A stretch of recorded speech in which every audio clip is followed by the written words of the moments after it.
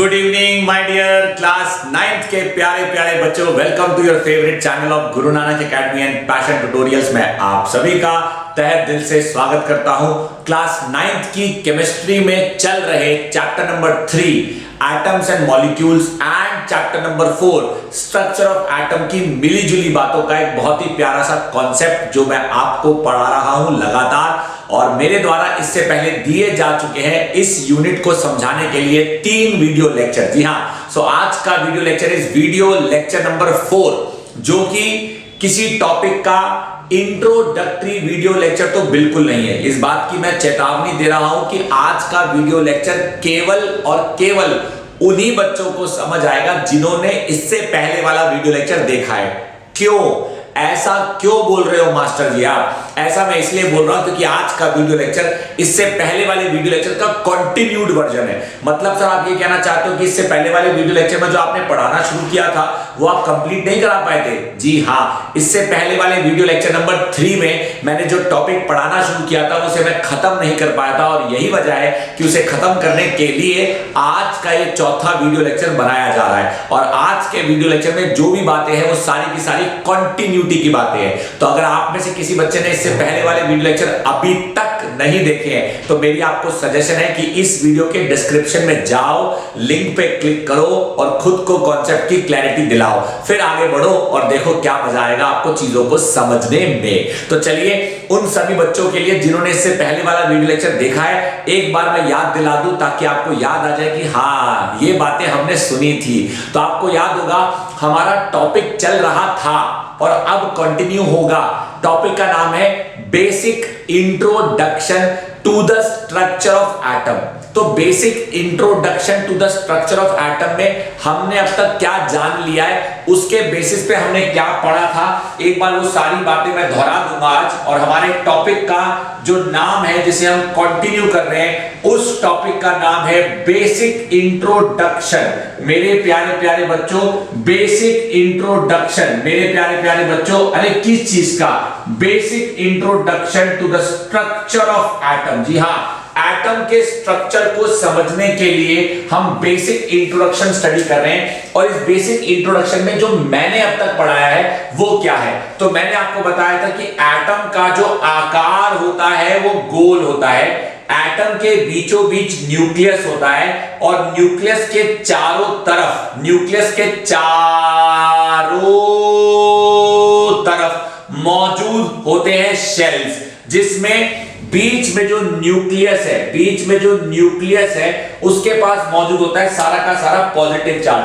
क्योंकि न्यूक्लियस के पास मौजूद है सारा का सारा पॉजिटिव चार्ज, यानी कि प्रोटॉन्स। तो हम सिंपल शब्दों में कह सकते हैं कि न्यूक्लियस में, I repeat my sentence, nucleus में प्रेजेंट होते हैं, न्यूक्लियस में प्रेजेंट होते हैं positively charge particles. Positively charge particles nucleus में प्रेजेंट होते हैं, पॉजिटिवली चार्ज पार्टिकल्स, जिन्हें कहा जाता है प्रोटॉन। बिल्कुल सही आपने सुना, जिन्हें कहा जाता है प्रोटॉन्स, जिन्हें कहा जाता है protons. And nucleus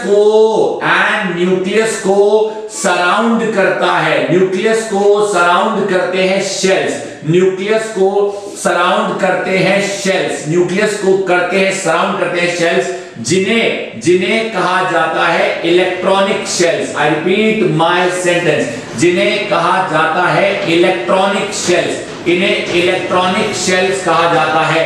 and in shells में, I repeat my sentence, in shells में मौजूद होते हैं, इन शेल्स में मौजूद होते हैं नेगेटिवली चार्ज पार्टिकल्स, इन शेल्स में मौजूद होते हैं negatively charge particles called as electrons. यानी जो नेगेटिवली चार्ज पार्टिकल्स है जिन्हें कहा जाता है इलेक्ट्रॉन्स, वो इन शेल्स में मौजूद होते हैं। सबसे पहले शेल को कहा जाता है के शेल, दूसरे शेल को कहा जाता है एल शेल, तीसरे शेल को कहा जाता है एम शेल और चौथे शेल को कहा जाता है एन शेल। मेरे प्यारे प्यारे क्लास 9th के बच्चों, एटलीस्ट आपको यह समझ आ रहा है कि कैसे किसी एटम में हमारे पास शेल्स मौजूद होते हैं। अब क्वेश्चन ये आता है कि सर ये बातें तो आपने इससे पहले वाले वीडियो लेक्चर में भी बताई थी, तो फिर आज आप ये बातें दोबारा क्यों बता रहे हो? सिर्फ इसलिए कि हमें पुरानी बातें याद आ जाए, या सिर्फ इसलिए कि जो आप अब बताने जा रहे हो उसको जानने के लिए ये सब जानना जरूरी है? ऑब्वियस सी बात है कि जो अब मैं सिखाने जा रहा हूं उसको थोड़ा और अच्छे से समझने के लिए इन सभी पुरानी बातों का जानना जरूरी है। अगर आपको याद हो, मैंने इससे पहले वाले वीडियो लेक्चर में यह भी बताया था कि केमिस्ट्री की दुनिया में जितने भी एलिमेंट्स की डिस्कवरी हुई है, हर एलिमेंट को केमिस्ट्री की दुनिया में पहचानने के लिए एक सिंबल दिया गया है और हर एलिमेंट के सिंबल का एक स्पेसिफिक नाम होता है। और हर एलिमेंट के बारे में जब वैज्ञानिकों ने डिटेल्ड स्टडी करी तो उन्हें पता चला कि हर एलिमेंट में कितने प्रोटॉन हैं और हर एलिमेंट में कितने इलेक्ट्रॉन हैं। और प्रोटॉन और इलेक्ट्रॉन के अलावा एलिमेंट्स के एटम के पास एक और पार्टिकल होता है जिसे हम कहते हैं न्यूट्रॉन। न्यूट्रॉन प्रोटॉन्स के साथ मिलकर न्यूक्लियस में ही मौजूद होता है। यानी मैं सिंपल शब्दों में लिख सकता हूं कि न्यूक्लियस में मौजूद होता है पॉजिटिवली चार्ज प्रोटॉन और न्यूट्रॉन जिसपे कोई चार्ज नहीं होता। प्रोटॉन और न्यूट्रॉन दोनों को मिलाकर, प्रोटॉन और न्यूट्रॉन दोनों को मिलाकर न्यूक्लियॉन्स कहते हैं। प्रोटॉन और न्यूट्रॉन दोनों को मिलाकर न्यूक्लियॉन्स कहा जाता है। ये नाम दिया गया प्रोटॉन और न्यूट्रॉन को मिलाकर। अब सवाल ये आता है कि सर चलो ठीक है, आपने कहा कि प्रोटॉन और न्यूट्रॉन को मिलाकर न्यूक्लियॉन कहते हैं, उसके बाद आपने कहा कि प्रोटॉन न्यूक्लियस में मौजूद है, फिर आप कह रहे हो कि जो इलेक्ट्रॉन्स है वो शेल में मौजूद है। What next? Very good, now listen to me very carefully. आपको याद होगा मैंने इससे पहले वाले वीडियो लेक्चर के अंत में आपको केमिस्ट्री में पढ़े जाने वाले पहले 10 एलिमेंट्स के सिंबल, उनके नाम और उनके एटॉमिक नंबर के बारे में बताया था। एक बच्चा बोला एटॉमिक नंबर? ये एटॉमिक नंबर क्या होता है? जिस तरह से स्कूल में आपकी पहचान का एक रोल नंबर होता है, जिस तरह से हिंदुस्तान में भारत के नागरिक होने के नाते आपके पास आपका एक आधार कार्ड का नंबर है, ठीक उसी तरह केमिस्ट्री की दुनिया में हर एलिमेंट के पास उसका एक नंबर है जो कि दिया गया है एक बहुत बड़ी ऑर्गेनाइजेशन के द्वारा, जिसे हम कहते हैं IUPAC। IUPAC का मतलब होता है international union of pure and applied chemistry. ये एक ऐसा संगठन है जो केमिस्ट्री की दुनिया में किए जाने वाले हर एक्सपेरिमेंट या किए जाने वाली हर डिस्कवरी के बारे में दुनिया को सबसे सही तरीके से बताता है। और इन्होंने ये साफ साफ जाहिर कर दिया कि हर एटम को स्टडी करने से पहले उस एटम के बारे में बेसिक जानकारी पता होनी चाहिए। पहली कि वो एटम कौन से एलिमेंट को बिलोंग करता है। अगर मैं हाइड्रोजन नामक एलिमेंट की बात कर रहा हूं तो हाइड्रोजन के एटम्स की बात होगी। अगर मैं कॉपर एलिमेंट की बात कर रहा हूं तो कॉपर के एटम्स की बात होगी। अगर मैं ऑक्सीजन एलिमेंट की बात कर रहा हूं तो ऑक्सीजन के एटम्स की बात होगी। तो हर एलिमेंट के एटम्स का जिक्र होता है, हर एलिमेंट के एटम्स के बारे में बात होती है। लेकिन जो बात होती है वो बात क्या होती है वो सुनो। पहली बात कि भाई एटम तुम्हारा सिंबल क्या है, तो आपको एटम का सिंबल पता होना चाहिए। दूसरी बात, भाई एटम तुम्हारा नाम क्या है। एटम का नाम और एलिमेंट का नाम हमेशा सेम होता है। ऐसा नहीं है कि हाइड्रोजन अगर एलिमेंट का नाम है तो उसके एटम का नाम कुछ और होगा, उसे हाइड्रोजन का ही एटम कहा जाएगा। तीसरी बात कि भाई एटम तुम्हारे पास कितने प्रोटॉन है या कितने इलेक्ट्रॉन है। एक बार को न्यूट्रॉन की जानकारी हमें भले ही ना पता हो, एक बार को आपको न्यूट्रॉन के बारे में कुछ ना पता हो, लेकिन प्रोटॉन और इलेक्ट्रॉन के बारे में जरूर पता होना चाहिए। एक बच्चा बोला कैसे? बिल्कुल सही, इसे आपको याद करना पड़ेगा, इसे समझना नहीं पड़ता कि मैं समझ रहा हूं कि मेरा रोल नंबर 5 है। अबे समझने की क्या जरूरत है, तेरा रोल नंबर 5 है तो याद कर ले तेरा रोल नंबर 5 है। नहीं, मुझे समझ नहीं आया मेरा रोल नंबर 5 कैसे हुआ। अरे भाई तुम्हारा रोल नंबर 5 तुम्हें अल्फाबेटिकल ऑर्डर के अनुसार टीचर ने दिया। ठीक उसी प्रकार केमिस्ट्री की दुनिया में हर एलिमेंट को उसका atomic number on the basis of number of protons दिया गया। किसी भी एटम में जितने प्रोटॉन्स होते हैं उसकी प्रोटॉन्स की गिनती के अनुसार, मैं रिपीट कर रहा हूं सुन लो, किसी भी एटम में जितने प्रोटॉन्स होते हैं उसके प्रोटॉन्स की गिनती के अनुसार उसे केमिस्ट्री की दुनिया में एक नंबर दिया जाता है जिसे हम कहते हैं एटॉमिक नंबर। चौथी बात, हर एटम में जितने प्रोटॉन होते हैं उतने ही इलेक्ट्रॉन होते हैं। यानी प्रोटॉन का पॉजिटिव चार्ज इलेक्ट्रॉन के नेगेटिव चार्ज को बैलेंस करता है, ये जरूरी है। दैट इज वाई ये बात कही जाती है कि atom is electrically neutral. So atom is electrically neutral का मतलब ही यही है कि एटम में पॉजिटिव चार्ज यानी कि प्रोटॉन्स की गिनती, नेगेटिव चार्ज यानी कि इलेक्ट्रॉन्स की गिनती बराबर है।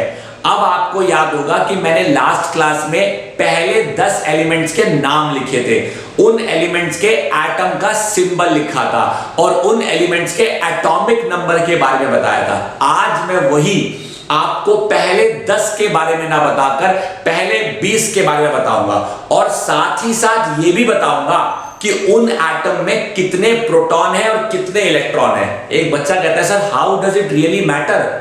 आप अगर प्रोटॉन के बारे में भी बता दोगे तो इलेक्ट्रॉन के बारे में नहीं भी बताओगे तो हमें पता चल जाएगा। वो कैसे बच्चों? क्योंकि आप ही ने तो कहा कि number of protons in an atom is always equal to number of electrons in an atom. Electron और प्रोटॉन के बीच की गिनती कब गड़बड़ाएगी वो आगे जाके हम जरूर पढ़ेंगे, क्योंकि ये कानून नहीं है, ये एक फिक्स्ड कानून नहीं है कि प्रोटॉन्स और इलेक्ट्रॉन्स की गिनती हमेशा बराबर होगी।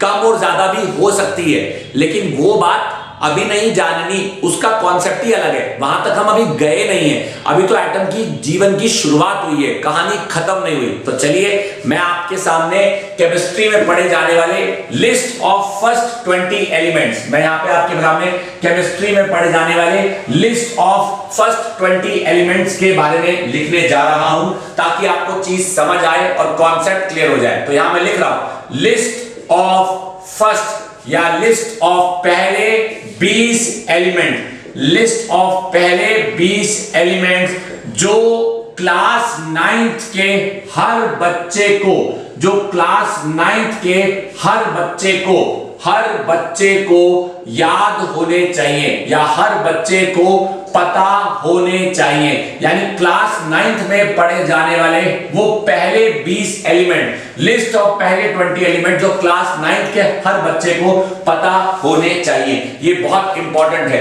तो सबसे पहले मैं यहां लिखूंगा नेम ऑफ एलिमेंट। या तो मैं एलिमेंट लिख सकता हूं या मैं एटम लिख सकता हूं, बात एक ही है, इस बात का मतलब एक ही है। तो नेम ऑफ द एलिमेंट या एटम एक ही बात है। उसके बाद मैं लिखूंगा उसका सिंबल, सिंबल के बाद मैं लिखूंगा उसका एटॉमिक नंबर, एटॉमिक नंबर का सिंबल होता है Z। उसके बाद मैं लिखूंगा नंबर ऑफ प्रोटॉन्स, उसके बाद मैं लिखूंगा नंबर ऑफ इलेक्ट्रॉन्स। बहुत इंपॉर्टेंट है आपके लिए ये बात आपको पता होना।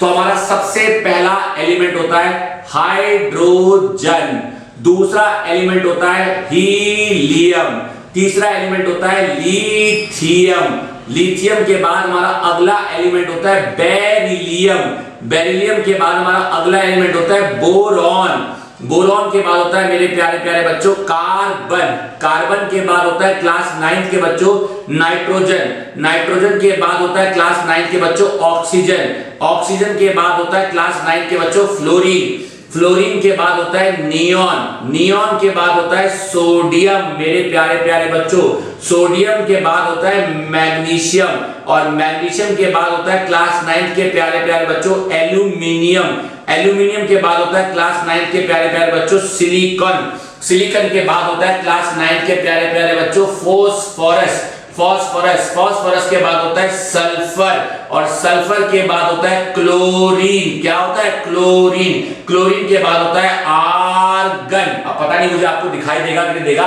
फिर भी मैं लिख देता हूं, फिर मैं चेक कर लूंगा कि आपको दिखाई दे रहा है कि नहीं दिखाई दे रहा। आर्गन के बाद होता है पोटेशियम और पोटेशियम के बाद होता है आपका कैल्शियम। एक बार आप जरा बोर्ड पे लिखे हुए पहले 20 एलिमेंट्स पे अपनी नजर डालें और मैंने कैमरा के पीछे जाके देखा तो मुझे पता चला कि आपको केवल और केवल आर्गन तक ही दिखाई दे रहा है। तो मेरे प्यारे प्यारे बच्चों अगर आपको केवल आर्गन तक ही दिखाई दे रहा है तो भैया आर्गन तक लिखकर मैं पोटेशियम और कैल्शियम कहीं और लिख दूंगा। तो चलिए काम करता हूं, हमारा पोटेशियम मैं यहां लिख देता हूं, हमारा अगला एलिमेंट है पोटेशियम और उसके बाद है कैल्शियम। तो प्यारे प्यारे क्लास 9 के बच्चों हाइड्रोजन का सिंबल होता है H, हीलियम का सिंबल होता है He, capital H small e, कानून है आप चेंज नहीं कर सकते। लिथियम का होता है capital L small I, beryllium का होता है capital B small e, boron का होता है कैपिटल B, कार्बन का होता है C, नाइट्रोजन का होता है N, ऑक्सीजन का होता है O, फ्लोरीन का होता है F, नियॉन का होता है capital N small e, sodium का होता है capital N small a, magnesium का होता है capital M small g, aluminium का होता है capital A small l, silicon का होता है capital S small i, phosphorus का होता है P, सल्फर का S होता है, क्लोरीन का capital C small l, argon का capital A small r, potassium का कैपिटल K और कैल्शियम का कैपिटल C स्मॉल a। प्यारे प्यारे क्लास 9 के बच्चों, आपको बोर्ड पे मेरे द्वारा लिखा हुआ साफ साफ नजर है आ रहा कि पहले केमिस्ट्री में पढ़े जाने वाले 20 एलिमेंट्स कौन कौन से हैं, उन एलिमेंट्स के नाम क्या है, उन एलिमेंट्स का सिंबल क्या है। अब बात करते हैं एटॉमिक नंबर की। एटॉमिक नंबर सबसे आसान है, अगर आपको नाम याद होगा ना तो एटॉमिक नंबर कुछ भी नहीं है, सिर्फ गिनती है 1 से लेकर 20 तक। Hydrogen, helium, lithium, beryllium, boron, carbon, nitrogen, oxygen, chlorine, neon, sodium, magnesium, aluminium, silicon, phosphorus, sulphur, chlorine, argon, potassium, calcium. I hope आपको मेरे द्वारा बताए हुए ये 1 से लेकर 20 तक फराटेदार स्टाइल में नाम याद हो गए होंगे। मेरे तरीके से तो नहीं, लेकिन सब्र से आराम से आप इन्हें याद करो तो इनका एटॉमिक नंबर बहुत सिंपल है। 1 है, 2 है, 3 है, 4 है, 5 है, 6 है, 7 है, 8 है, 9 है, 10 है, 11 है, 12 है, 13 है, 14 है, 15 है, 16 है, 17 है, 18 है, 18 है, 18 है, और इसका बोले तो 19, इसका बोले तो 20। मैं एक बार हर एक बच्चे को मौका देना चाहता हूं कि एक बार आप पूरे बोर्ड को अच्छे से घूर लीजिए ताकि आपको चीजें नजर आए। और अगर कोई चीज नजर नहीं भी आ रही है, मान लो कुछ कट रहा है, अगर आपको किसी का सिंबल कट रहा है या किसी का नाम कट रहा है या किसी का एटॉमिक नंबर कट रहा है, तो घबराने वाली कोई बात नहीं है, चीजें अंडरस्टैंड होनी चाहिए। जैसे कि क्लोरीन का मैं नोटिस कर पा रहा हूं, क्लोरीन के नीचे आपको आर्गन नजर नहीं आ रहा होगा, तो आर्गन का जो सिंबल होता है वो सिंबल होता है AR। जो आर्गन का एटॉमिक नंबर होता है वो होता है 18। क्लोरीन का जो सिंबल होता है वो होता है Cl। क्लोरीन का जो एटॉमिक नंबर होता है वो होता है 17 एंड व्हाटएवर। एक बच्चा कहता है ठीक है सर, ये तो आपने लास्ट क्लास में भी कहा था कि 1 से लेकर 10 तक याद होनी चाहिए, मैंने तो 1 से लेकर 20 तक याद कर लिए। तो मेरे प्यारे प्यारे बच्चों, अगर एक बार को हम ये मान लेते हैं कि आपने अभी इन्हें याद नहीं किया है, तो मेरी सजेशन है कि वीडियो को पॉज करो, 10 मिनट लगाओ, याद करो, मन ही मन में hydrogen, lithium, beryllium, boron, carbon, nitrogen, oxygen, chlorine, neon, sodium, magnesium, aluminium, silicon, phosphorus, sulphur, chlorine, argon, potassium, calcium 1 से लेकर 20 तक फटाफट आपको याद होने चाहिए। अगर आपको एक बार में 1 to 20 याद हो जाते हैं तो जो अब मैं सिखाने जा रहा हूं वो आपको बहुत अच्छे से समझ आ जाएगा और आपको चीजें समझ आ जाएंगी कि मैं क्या शुरू करने जा रहा हूं, what exactly I am going to start, मैं क्या पढ़ाने जा रहा हूं। वो बहुत बहुत इंपॉर्टेंट कॉन्सेप्ट है, तो जरा ध्यान दीजिएगा कि वो इंपॉर्टेंट कॉन्सेप्ट क्या है। ये इंपॉर्टेंट कॉन्सेप्ट आपको अपने दिमाग में बिठाना होगा। तो चलिए, बोर्ड पे लिखी हुई सारी जानकारी को हूं मिटा देता और अब आपको सीधा इंपॉर्टेंट कॉन्सेप्ट की ओर हूं बढ़ा देता। तो what is the next important thing that we are going to study and what is the next important thing that we need to understand as a student of class 9, जो आपको पता होना चाहिए। हम शुरू करने जा रहे हैं कॉन्सेप्ट ऑफ, आइए मेरी बात बहुत ध्यान सुना, कॉन्सेप्ट ऑफ इलेक्ट्रॉनिक कॉन्फ़िगरेशन। एक बच्चा बोला भाई ये क्या चीज है? हम शुरू करने जा रहे हैं कॉन्सेप्ट ऑफ इलेक्ट्रॉनिक कॉन्फ़िगरेशन। और इलेक्ट्रॉनिक कॉन्फ़िगरेशन के बाद, ये टॉपिक हो जाने के बाद हम 3 चीजें समझेंगे। एक चीज हम समझेंगे कि वैलेंसी क्या होती है, फिर हम समझेंगे कि वैलेंस इलेक्ट्रॉन्स क्या होते हैं। मतलब हम इलेक्ट्रॉनिक कॉन्फ़िगरेशन के टॉपिक को समझने के बाद ये जानेंगे कि वैलेंसी क्या होती है, वैलेंस इलेक्ट्रॉन क्या होते हैं, और हम जानेंगे कि आयन क्या होता है, हम जानेंगे कि आयन क्या होता है एंड आयन कैसे बनता है। हम जानेंगे कि आयन क्या होता है और आयन कैसे बनता है। फिर हम जानेंगे कि कोई भी दो एटम्स आपस में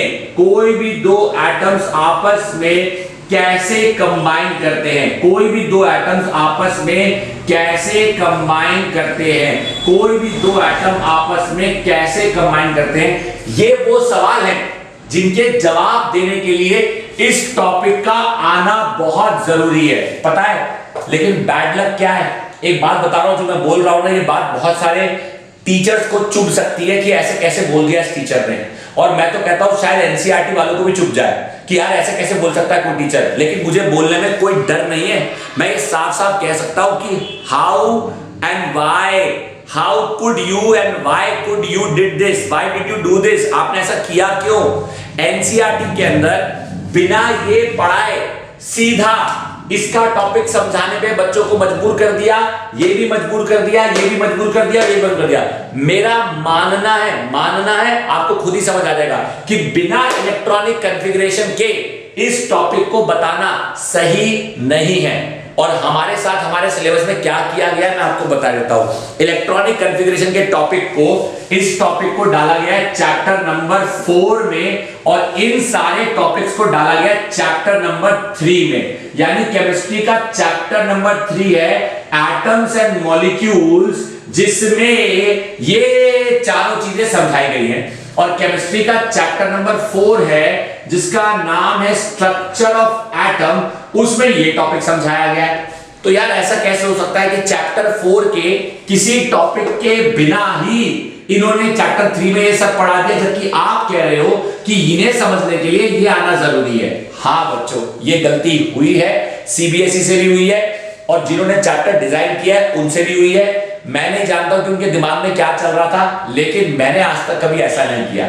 मैं जानता हूं कि बच्चों को ये टॉपिक किस तरीके से पढ़ाना है, तो वही काम मैं आज भी कर रहा हूं। तो आपको बता दूं कि this topic belongs to chapter number 4, but this topic needs to be explained in chapter number 3, because without this topic we can not understand these topics. आइए जानते हैं इलेक्ट्रॉनिक कॉन्फ़िगरेशन क्या होता है। मेरी बात सुनिएगा ध्यान से, मेरी बात सुनिएगा ध्यान से।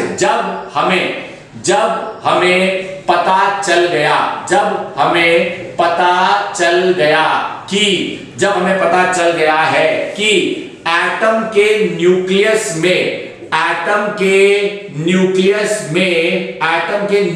में प्रोटॉन्स होते हैं, एटम के न्यूक्लियस में प्रोटॉन्स होते हैं, तो हमें अब ये पता लगाना होगा, या मैं कहता हूं कि हमें पता होना चाहिए कि एटम में इलेक्ट्रॉन्स कहां मौजूद होते हैं। तो मेरे प्यारे 9th क्लास के बच्चों, एटम में इलेक्ट्रॉन्स शेल्स में मौजूद होते हैं। तो सर शेल्स में कौन से शेल में कितने इलेक्ट्रॉन आएंगे उसका एक रूल है। मेरी बात ध्यान से सुनिएगा। नील बोर नाम के वैज्ञानिक ने,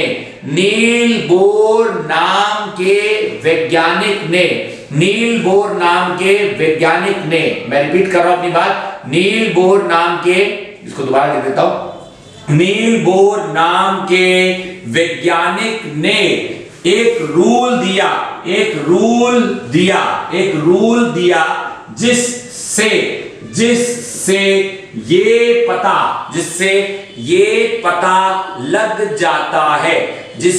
ये पता लग जाता है कि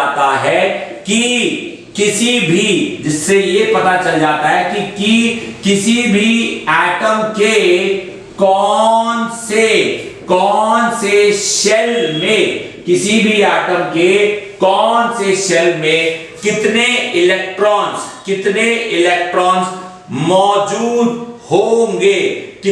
इलेक्ट्रॉन्स मौजूद होंगे, या मुझे कहना चाहिए कि होते हैं। एक बात मेरे द्वारा बोर्ड पे दी गई या बोर्ड पे लिखी गई सारी जानकारी को अच्छे से देखो। मैंने लिखा है कि जब हमें पता चल गया कि एटम के न्यूक्लियस में प्रोटॉन्स होते हैं, तो अब हमें यह पता होना चाहिए कि एटम में इलेक्ट्रॉन कहां मौजूद होते हैं। नील बोर नाम के वैज्ञानिक ने एक रूल दिया जिससे यह पता लग जाता है कि किसी भी एटम के कौन से शेल में कितने इलेक्ट्रॉन मौजूद होंगे या होते हैं। उस रूल को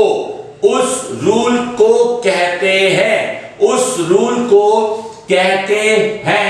2n² रूल। जी हां, 2n² स्क्वायर रूल। आइए अब मैं आपको समझाता हूं कि ये 2n स्क्वायर रूल कहता क्या है। पहले बोर्ड पे लिखी गई या बोर्ड पे दी गई सारी जानकारी को एक बार देख लीजिए। इसे मिटा देता हूं क्योंकि ये टॉपिक वो है जो मुझे समझाना है, ये कोई वो नहीं है जो मैं समझा रहा हूं, तो ये मैं मिटा चुका हूं, ये आपको मैं बता चुका हूं। अब 2n स्क्वायर रूल क्या कहता है, देखिए मान लीजिए कि ये एटम का न्यूक्लियस है, ये एटम का न्यूक्लियस है।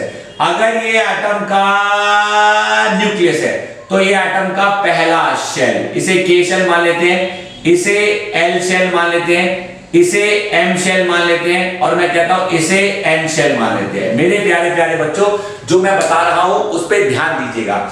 अगर ये K शेल है, अगर ये L शेल है, ये M शेल है, ये N शेल है, तो क्या मैं कह सकता हूं कि K पहला शेल है? तो पहला शेल है मतलब कि इसकी गिनती n इज इक्वल टू 1 है। n इज इक्वल टू 1 का मतलब पहला शेल। L दूसरा शेल है, L दूसरा शेल है, दूसरा शेल है मतलब कि इसकी गिनती n इज इक्वल टू 2। तो n का मतलब है गिनती ऑफ शेल। गिनती ऑफ शेल की भाई कौन से नंबर का शेल है? गिनती ऑफ शेल का मतलब हुआ दैट इज कौन से नंबर का शेल है, कौन से नंबर का शेल है।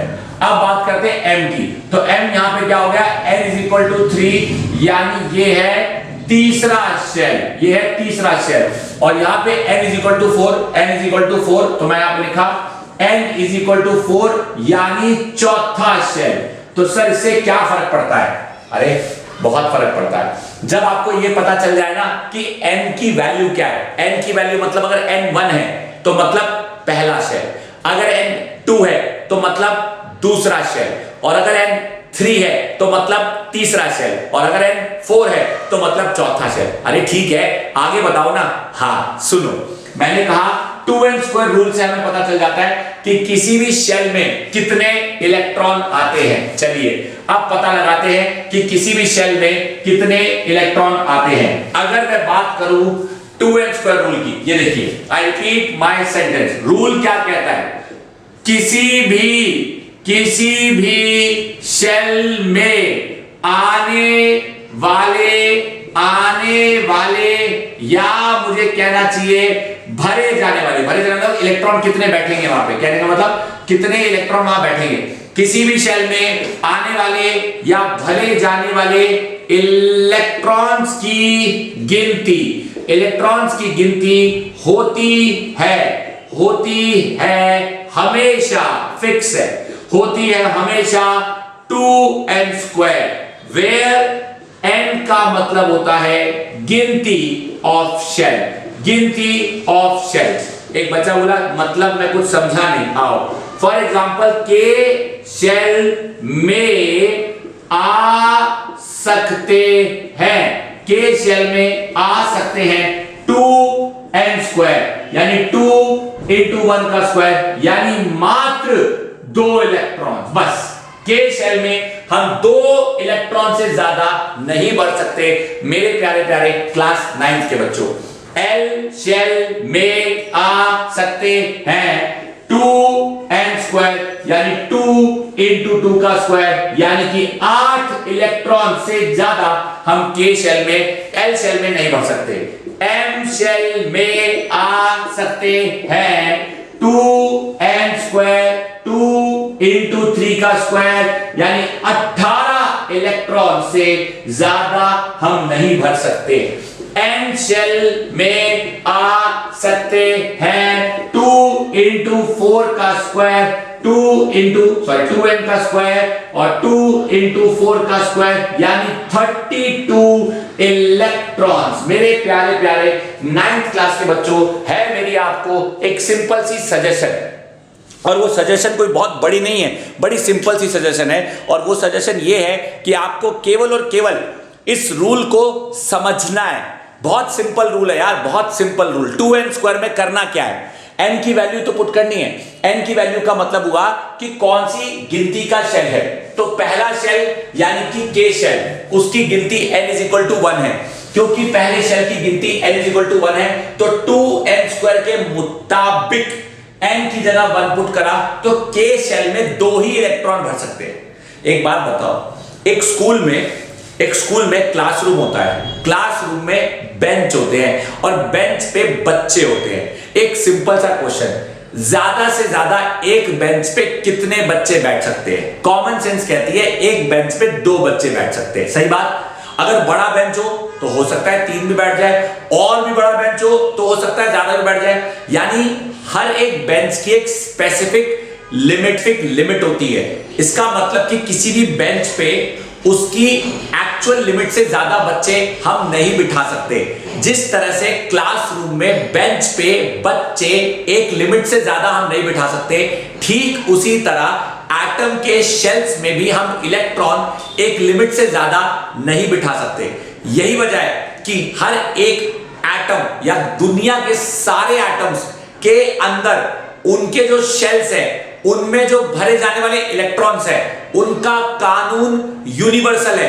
पूरी दुनिया में यही कानून लगता है। यानी के में 2 इलेक्ट्रॉन से ज्यादा नहीं बैठ सकते। एक बच्चा बोला 2 से कम बैठ सकते हैं। यार कम तो आप जितने मर्जी बिठा लो। 2 बेंच वाले जगह पे या एक बेंच पे जहां 2 बच्चे बैठ सकते हैं, वहां आप 2 बिठा सकते हो, एक भी तो बिठा सकते हो। मत बिठाओ एक भी तो आप उसे खाली भी छोड़ सकते हो। लेकिन अभी हम बात कर रहे हैं मैक्सिमम कैपेसिटी की। एक बच्चे ने कहा सर ये रूल हमें याद कैसे होगा, मतलब ये रूल हमें यूज कैसे करना है? आपको ये रूल बार बार यूज नहीं करना है, आपको केवल ये रूल अभी के लिए समझना है। इसे यूज कैसे करना है वो एग्जाम्पल से आपको ज्यादा अच्छा समझ आएगा। आपको दिमाग में बस एक बार बिठा लेना है कि के शेल में 2 इलेक्ट्रॉन बैठ सकते हैं, 2 से कम भी बैठ सकते हैं लेकिन 2 से ज्यादा नहीं बैठेंगे। एल शेल में 8 इलेक्ट्रॉन बैठ सकते हैं, 8 से ज्यादा नहीं बैठेंगे, 8 से कम बैठ सकते हैं। मतलब इलेक्ट्रॉन्स की फिलिंग करनी है हमें।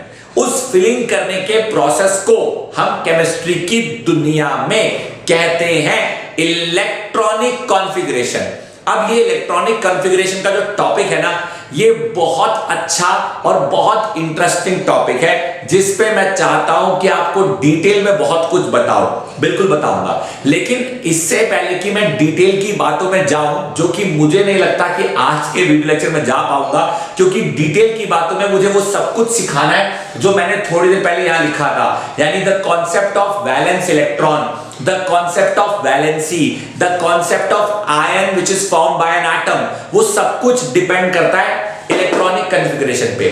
तो इलेक्ट्रॉनिक कॉन्फ़िगरेशन के कॉन्सेप्ट को पहले मैं कुछ एग्जांपल से क्लियर कर देता हूं, और एक बार अगर आपको मेरे द्वारा कराए जाने वाले एग्जांपल्स क्लियर हो जाते हैं, तो उन एग्जांपल्स के बेसिस पे जो अगला वीडियो लेक्चर आएगा ना, उसमें आपको जो मैं समझाऊंगा या इनफैक्ट जो मैं बताऊंगा वो अच्छे से नहीं, बहुत अच्छे से समझ आएगा। तो चलो ध्यान दीजिए कुछ एग्जांपल्स की ओर। इसे नहीं मिटाऊंगा, ये आपको अपने दिमाग में बिठाना है। इसे आप रट लीजिए कि 2n² होता है। तो एग्जांपल देते हैं। एग्जांपल के तौर पे मैंने एक एटम लिया किसका? मैंने एटम लिया हाइड्रोजन का। तो हाइड्रोजन का एटॉमिक नंबर क्या होता है? एटॉमिक नंबर होता है 1। तो मुझे ये बताओ कि अगर हाइड्रोजन का एटॉमिक नंबर 1 है तो हाइड्रोजन के पास कितने प्रोटॉन हुए? एक बच्चा बोला वेरी सिंपल, प्रोटॉन्स हुए 1। अब बताओ इलेक्ट्रॉन कितने हुए? वेरी सिंपल, इलेक्ट्रॉन भी हुए 1। तो मुझे बताओ हाइड्रोजन के शेल्स में हमें कितने इलेक्ट्रॉन भरने हैं? भाई जितने इलेक्ट्रॉन उसके पास है उतने ही भरने। अबे एक ही तो है, तो शुरुआत कहां से करेंगे? के से। तो हाइड्रोजन की इलेक्ट्रॉनिक कॉन्फ़िगरेशन सुन लीजिए, हाइड्रोजन की इलेक्ट्रॉनिक कॉन्फ़िगरेशन, हाइड्रोजन की electronic configuration will be as follows, KLMN। Hydrogen की इलेक्ट्रॉनिक कॉन्फ़िगरेशन में K में कितने इलेक्ट्रॉन आ रहे? 1, तो 1 लिख दिया। L में नहीं आएगा, M में नहीं आएगा, N में नहीं आएगा। तो यहां कुछ लिखने की जरूरत नहीं है, यहां कुछ लिखने की जरूरत नहीं है, यहां कुछ लिखने की जरूरत नहीं है, क्योंकि हाइड्रोजन के पास एक ही इलेक्ट्रॉन है और वो पहला इलेक्ट्रॉन ने कहां बिठा दिया? के शेल में। किसी बच्चे को कोई डाउट? ये बहुत सिंपल था, बहुत सिंपल। आओ एग्जांपल नंबर 2 बताता हूं। भाई साहब आपको मैं मिटा रहा हूं, आपकी बात ऑलरेडी नीचे लिखी जा चुकी है, तो आपको मैं मिटा रहा हूं ताकि बच्चों को समझा रहा हूं। आइए अगला एलिमेंट है हीलियम। हीलियम का सिंबल होता है He और इसका एटॉमिक नंबर होता है 2। Z is a symbol of atomic number. Z is a symbol, ये सिंबल होता है, किसका सिंबल होता है? एटॉमिक नंबर का सिंबल होता है। तो हीलियम के पास नंबर ऑफ प्रोटॉन्स कितने हैं? 2। हीलियम के पास नंबर ऑफ इलेक्ट्रॉन्स कितने हैं? 2। तो इलेक्ट्रॉनिक कॉन्फ़िगरेशन की अगर बात करूं तो K, L, M और N। तो K में 2 इलेक्ट्रॉन उठा दिए, L खाली रहेगा, M खाली रहेगा, N खाली रहेगा। बोलो किसी बच्चे को कोई डाउट है? बातें समझ आ रही है? हाइड्रोजन का एग्जांपल दिया, हीलियम का एग्जांपल दिया। आओ एग्जांपल नंबर 3 पे जाते हैं। चलो भाई तुम तो हट जाओ, तुम्हारा काम हो चुका है। हीलियम का एग्जांपल नंबर 3, मतलब हीलियम के बाद अगला एलिमेंट है लिथियम। लिथियम का सिंबल होता है कैपिटल L स्मॉल i और इसका एटॉमिक नंबर होता है 3। नंबर ऑफ प्रोटॉन्स कितने हो गए? 3। नंबर ऑफ इलेक्ट्रॉन्स कितने हो गए? 3। तो K में कितने इलेक्ट्रॉन आ गए? 2। एक बच्चा कहता है K में 2 क्यों? इसके पास तो 3 इलेक्ट्रॉन है, तो आपको 3 भरने चाहिए थे। अबे K में जगह ही 2 की होती है, तो 2 तो K में भर गए। अब टोटल इलेक्ट्रॉन कितने थे? 3 में से कितने बैठ गए? 2। कहां बैठ गए? K में। क्यों K में? क्यों? क्योंकि सबसे पहले इलेक्ट्रॉन्स को K से ही भरा जाता है। जब K भर जाएगा तो L में जाएंगे, जब L भर जाएगा तो M में जाएंगे, जब M भर जाएगा तो N में जाएंगे, जब N भर जाएगा तो बाकी 11th में पढ़ के दिखाएंगे। मतलब 9th क्लास में हमें N के बियॉन्ड नहीं जाना। ऐसा है नहीं कि N के बियॉन्ड कुछ होता नहीं, होता है। हम 9th क्लास में N के बियॉन्ड नहीं जाते। तो एटॉमिक नंबर 3, तो प्रोटॉन 3, इलेक्ट्रॉन 3, K में 2, तो L में कितने? 1। तो क्यों ना मैं इस तरीके से आपको केमिस्ट्री में पढ़े जाने वाले पहले 10 एलिमेंट्स की इलेक्ट्रॉनिक कॉन्फ़िगरेशन की टेबल बना के दिखा देता हूं ताकि आपको चीजें समझ आ जाए। आइए मेरे प्यारे प्यारे क्लास 9th के बच्चों, जरा दीजिए उस बात पे ध्यान जो मैं हूं आपको समझाने जा रहा, ताकि ना हो मेरा कोई भी बच्चा जरा भी परेशान। मैं यहां पे लिख रहा हूं table of, I repeat my sentence, table of electronic configuration. Table of electronic configuration, अरे किस चीज की? Of first 10 elements, of first 10 elements, यानी पहले 10 एलिमेंट्स की इलेक्ट्रॉनिक कॉन्फ़िगरेशन की टेबल मैं बना के दिखा रहा हूं आपको, मेरे प्यारे प्यारे क्लास 9th के बच्चों। आइए यहां पे मैंने लिखा एटम का नाम, एटम का नाम। यहां पे मैंने लिखा एटम का सिंबल, यहां मैंने लिखा उसके पास K में कितने इलेक्ट्रॉन, फिर लिखा L में कितने इलेक्ट्रॉन, फिर लिखा M में कितने इलेक्ट्रॉन, फिर लिखा N में कितने इलेक्ट्रॉन। आइए सबसे पहला एलिमेंट हाइड्रोजन, दूसरा हीलियम, तीसरा लिथियम, अगला boron. Hydrogen helium hydrogen helium lithium, अच्छा बोरॉन आ गया, सॉरी पहले बेरिलियम आएगा, लिथियम के बाद बेरिलियम, बेरिलियम के बाद बोरॉन, बोरॉन के बाद कार्बन, कार्बन के बाद नाइट्रोजन, नाइट्रोजन के बाद ऑक्सीजन, ऑक्सीजन के बाद फ्लोरीन और फ्लोरीन के बाद नियॉन। मेरे प्यारे प्यारे क्लास 9th के बच्चों एक बार देख लीजिए। आइए एटॉमिक नंबर ऑब्वियसली बात है इसका 1, इसका एटॉमिक नंबर 2, इसका एटॉमिक नंबर 3, इसका एटॉमिक नंबर 4, इसका एटॉमिक नंबर 5, इसका एटॉमिक नंबर 6, इसका एटॉमिक नंबर 7, इसका एटॉमिक नंबर 8, इसका एटॉमिक नंबर 9, इसका atomic number 10। Hydrogen, helium, lithium, beryllium, boron, carbon, nitrogen, oxygen, fluorine and neon. मेरे प्यारे प्यारे बच्चों एक बार देख लीजिए, इसका एटॉमिक नंबर क्योंकि 1, तो इसके पास कितने प्रोटॉन? 1, कितने इलेक्ट्रॉन? 1, तो एक को तो एक बिठा दिया। हीलियम के पास एटॉमिक नंबर कितना? 2, तो प्रोटॉन भी कितने? 2, इलेक्ट्रॉन भी कितने? 2। हमें किसको भरना है? इलेक्ट्रॉन को। हमारा फोकस किस पे? इलेक्ट्रॉन पे। हमारा ध्यान किस पे नहीं? प्रोटॉन पे नहीं, तो इलेक्ट्रॉन बिठा दिया यहां पे। कितने? 2। लिथियम के पास एटॉमिक नंबर कितना? 3, प्रोटॉन कितने? 3, इलेक्ट्रॉन कितने? 3, हमें कितने भरने हैं? 3, तो पहले 2 यहां बिठा दिए क्योंकि k में 2 की जगह होती है, और l में 1 बिठा दिए। एक बच्चा बोला सर l में तो 8 आ सकते हैं। हाँ 8 आ सकते हैं, अभी हमारे पास है तो नहीं ना। क्या हमारे पास 8 हैं? हमारे पास तो भाई एक ही है। तो जितने बच्चे हमारे पास होंगे हम तो उतने बिठाएंगे। एक बेंच पे अगर 2 बच्चे आ सकते हैं तो क्या एक बच्चा नहीं बैठ सकता? बैठ सकता है यार, क्यों नहीं बैठ सकता? 2 बच्चों की जगह तो एक तो बैठ ही सकता है, बिल्कुल बैठ सकता है। तो बेरिलियम का एटॉमिक नंबर कितना? 4। तो प्रोटॉन कितने? 4। इलेक्ट्रॉन कितने? 4। 2 यहां बिठा दिए, 2 यहां बिठा दिए, हो गए 4। बोरॉन एटॉमिक नंबर कितना? 5। 2 यहां बिठा दिए, 3 यहां बिठा दिए। कार्बन 2 यहां बिठा दिए, 4 यहां बिठा दिए। नाइट्रोजन 2 यहां बिठा दिए, 5 यहां बिठा दिए। ऑक्सीजन 2 यहां बिठा दिए, 6 यहां बिठा दिए। 2 यहां बिठा दिए, 7 यहां बिठा दिए। 2 यहां बिठा दिए, 8 यहां बिठा दिए। मेरे प्यारे प्यारे बच्चों, क्या किसी भी क्लास 9th के बच्चों को इन बातों को समझने में जरा सा भी कोई सा भी डाउट है तो मेरी आपसे गुजारिश है कि आपके मन में आ जाए कोई भी सवाल है, मेरी गुजारिश मेरे प्यारे प्यारे बच्चों, मचा देना बवाल। This is something very very important that I wanted to teach you.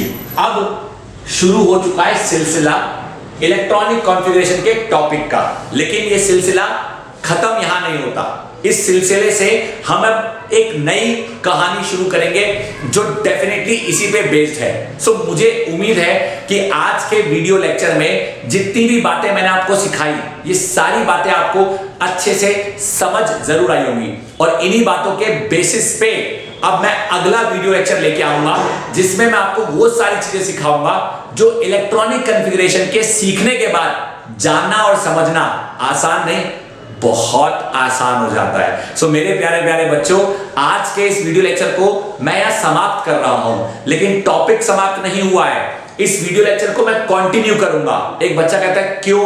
इसलिए क्योंकि मैंने केवल 10 एटॉमिक नंबरों का ही जिक्र किया है, लेकिन 20 आपको रटने को बोले हैं मैंने। तो इसका मतलब कि कायदे से मुझे 20 एलिमेंट्स की टेबल तो बोर्ड पे बनानी चाहिए, और मेरे बनाने के बाद ही आपको वो चीज अच्छे से समझ आएगी। तो वही मैं अब करूंगा और अगले वीडियो लेक्चर में लौट कर आऊंगा और आपको ये रिमेनिंग टॉपिक आगे कंप्लीट कराऊंगा। आज के इस वीडियो लेक्चर में आपने अपने जीवन का जो कीमती वक्त दिया मुझे देखने में, मुझे सुनने में, मुझे समझने में, टॉपिक को अंडरस्टैंड करने में, उसके लिए मेरी तरफ से आप सभी का तहे दिल से शुक्रिया। मत करिएगा अपना समय जरा भी बेकार। मैं लौट के आऊंगा फिर से एक और बार। मेरे प्यारे प्यारे क्लास 9th के बच्चों, once again thank you for watching the video lecture. और अगर अभी तक आप में से किसी ने इस वीडियो को या इससे पहले की वीडियोस को अपने दोस्तों के साथ शेयर नहीं किया तो करो यार, उनको भी तो बताओ कि आपको क्या क्वालिटी मिल रही है, उनको भी बताओ कि आपको कितने अच्छे से सीखने का मौका मिल रहा है। So just make sure that you do not forget to subscribe the channel and share the video with your maximum friends. Once again thank you, God bless you all.